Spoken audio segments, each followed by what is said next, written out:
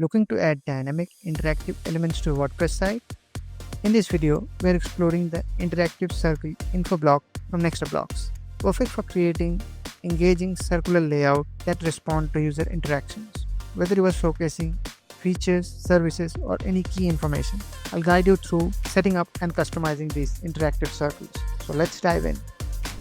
Before we start, make sure the default WordPress Gutenberg block editor is active on your site, and make sure to install the Nextblocks free plugin. Step 1. Install and activate the Nextblocks free plugin. To do that, go to Plugins, click on Add Plugin. Then in the search bar, search for Nextblocks. This is the plugin. Click on Install Now. Once done, click on Activate. Step 2. Activate the interactive circle info block. To do that, go to Nextblocks, then Blocks, and search for interactive circle info block. This is the block. Enable it and click on Save Settings. Let's see the settings of interactive circle info block from Nextblocks.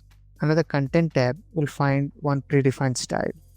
To enable this display button toggle, you can add a button to this content.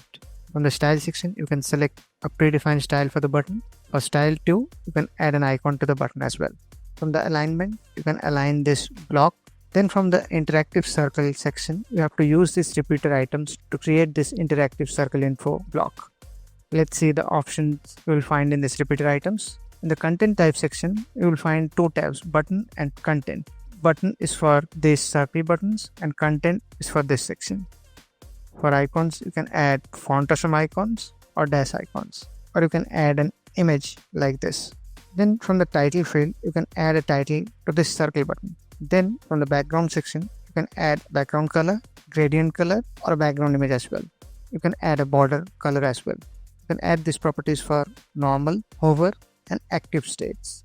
Then in the content tab, from the title section, you can add a title to this content. Then from the description, you can add a description. From the button text field, you can add a text to this button. And from the button link, you can add a link to this button. Keep in mind, these options will be visible only if you have enabled this display button toggle. Then you can add a title color, description color, you can add a background, border color for normal, hover, and active states. You can click on Add Item button to add more items. You can add up to maximum 8 repeater items in this block. In the Extra Option tab, you can select the trigger, how this content will change. You can set the trigger to hover, so this content changes on hover. You can set it to click, so content changes on click, or you can set it to auto. It will automatically change after a certain time. You can set the time from this time field. Let's keep it to click for now. Then from the default active drop down, you can select a particular repeater item to be active by default. From the out animation toggle, you can set an out animation for this block, like this.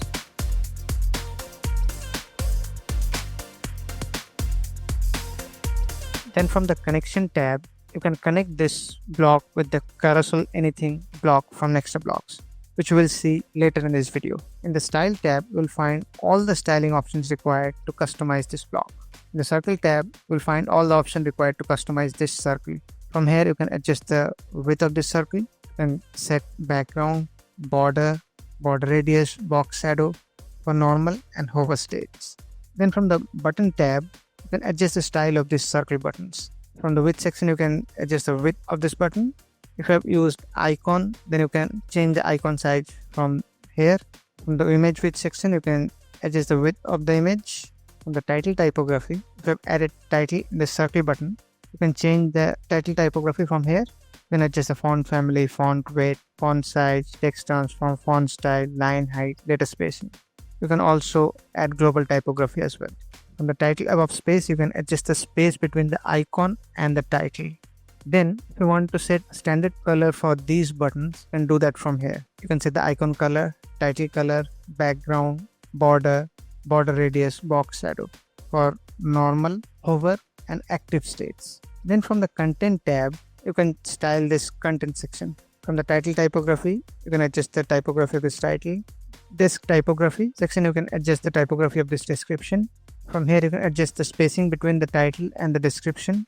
You can add padding, margin to this section. Again, if you want to set standard style for this section, you can do it from here. You can change the title color, description color, background, border radius, box shadow for normal, hover, and active states.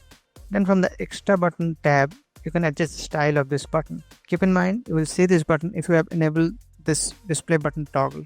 From here, you can adjust the typography of this button. You can adjust the button color for normal and hover states. You can adjust the spacing bit above the button and below the button. You can add padding.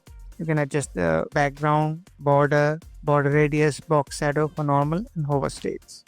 From the extra option tab, you can add an indicator to these circle buttons by clicking over here. It will add indicators like this. From the select style drop down, you can select different styles. Depending on the style, you will find relevant options over here. You can adjust the line width, line height, edge width. You can adjust the line color, edge color for normal and active states. Now let's see the carousel anything connection option. For this, you have to use the interactive circle info block and the carousel anything block on the same page. After you have created the content for this interactive circle info block, go to connection and enable the carousel anything connection toggle. In the unique ID field, you have to add an ID. Then in the carousel anything block, make sure to add same number of slides as you have in this interactive circle info block. Once you have added your slides, then go to Carousel's Remote Sync ID tab. In the Unique ID field, add the same ID. Now the connection has been established. Now both the blocks are connected. Let's see how it looks. This is how it looks. You can change the slide by clicking on this circle buttons. In the Advanced tab, you will find some additional styling options to style the container of this block, which we have covered in a separate video. So that's it for the interactive circle info block. Thank you for watching. If you found this video helpful, give it a like and do subscribe to the channel for more content like this.